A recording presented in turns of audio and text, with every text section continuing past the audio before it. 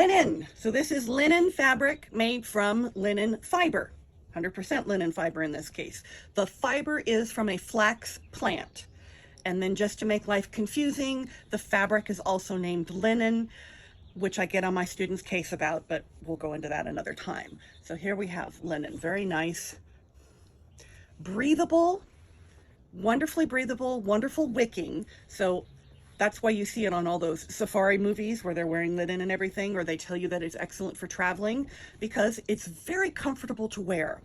The fabric may start out a tiny bit coarse and maybe a little stiff, but as you wash and wear it, it softens and becomes just softer, drapier, nicer, yummier, all those words that aren't really words.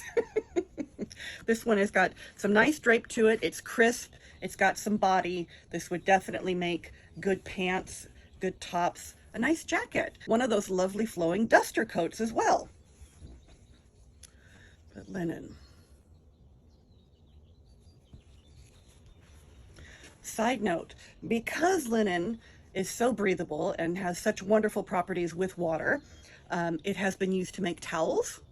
It has been used to make sheets. And once upon a time, ladies' fine lingerie was linen because that was just the nicest thing going around. Working with linen. First part, pre-shrinking.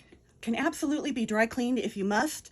The clothing that you purchase that says dry clean only, the fabric was not pre-shrunk before they started sewing with it. So pre-shrinking. If nothing else, heavy steam over the fabric, but laundering is great.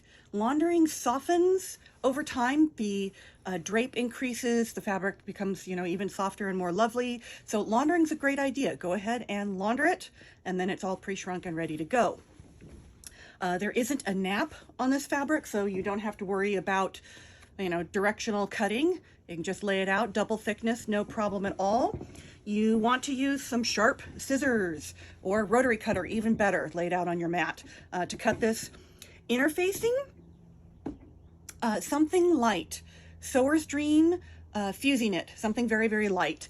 Some people do interface the yardage so that the entire garment is interfaced on the inside.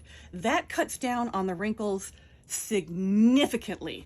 Linen wrinkles if you blink your eyes. So from that end of things, that's a fabulous thing to do.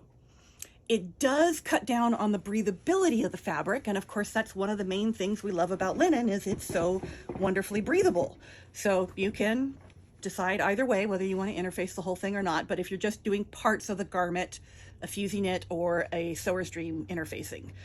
Small needle, 70-10 if you're working with the lighter weight, 80-12 if you're working with the medium to heavy weight, regular old 2.5 millimeter stitch length, regular presser foot, nothing fancy there. You do want to do something with your raw edges.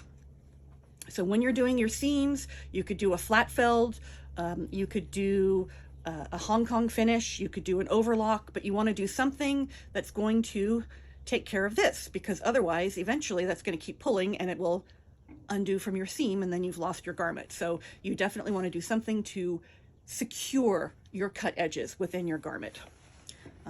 Pressing with steam, high temperature.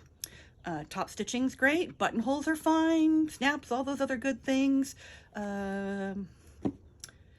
Decorative hems, they use the twin needle. That's what you see on some of the linens, on the table linens. They use the decorative needle, but otherwise, loose, boxy, nothing super tailored. Shirts and pants and jackets and dresses.